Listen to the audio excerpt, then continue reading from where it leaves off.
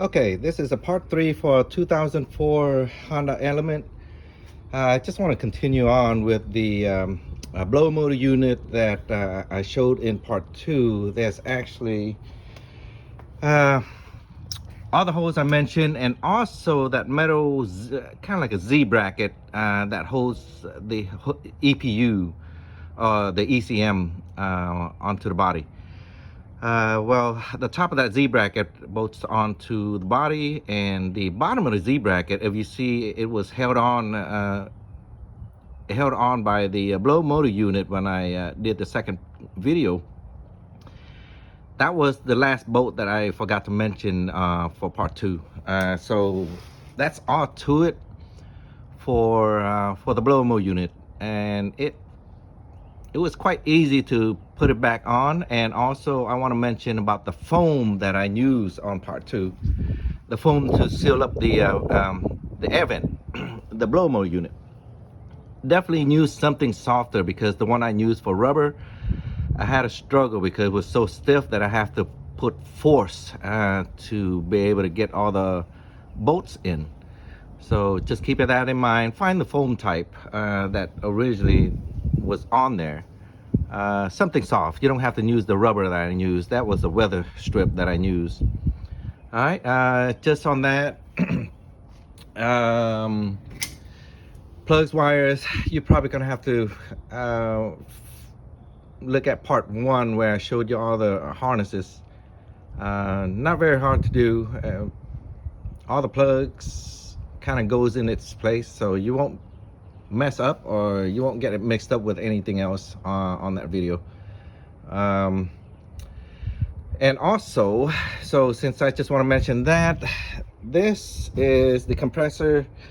I had to change the condenser on it, but unfortunately that wasn't the only thing that I had to change. I had to change the condenser, but at the same time the radiator was leaking along the seam here where they crimped the plastic into it. It was an old radiator and it leaked, and I wasn't able to install everything until I have this radiator in. This came in last night, so now it's easier to put the radiator in first and then the condenser. You can be able to do it either or. You can actually install the condenser first,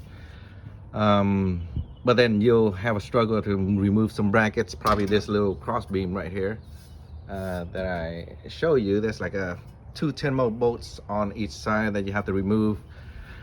It's too much of a hassle. Now some videos will tell you to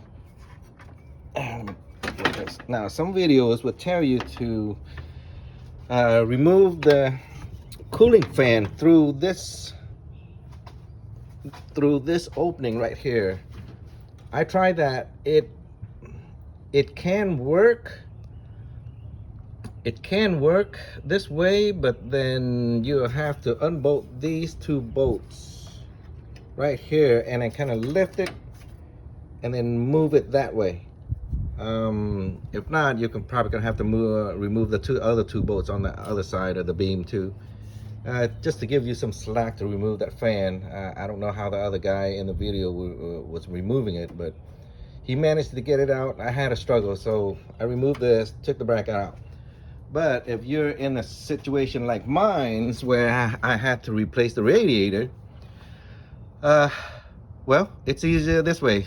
Since you saw it here, I just kind of tilt it back and then remove the fan from here. Since I got the condenser out already, the condenser, as usual, it usually sits in front of the radiator.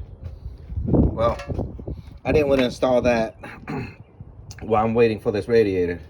All right, the fans, see both fans, it'll be so much easier if you move this bracket. It's got 2 10 mil bolts. I think it just mentioned that 2 10 mil bolts on each side of the bracket.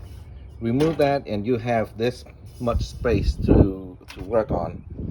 I got lazy. I didn't want to remove that. But anyways, I managed to put the 2 fans back in slots. Of course, a radiator hose on the bottom, 2 transmission lines that goes into the bottom of the radiator. and also a sensor. I don't know if it's a radiator sensor or a transmission sensor. I'm not sure. But you're gonna have to transfer from the old one to this new one right here.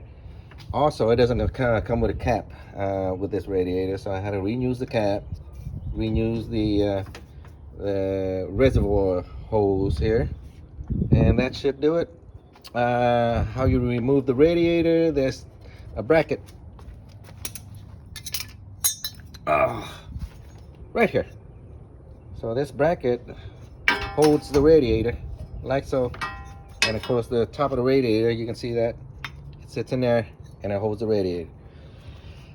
The condenser that goes in front of the radiator is this bracket, which I got to figure out where it was sitting at because I don't remember.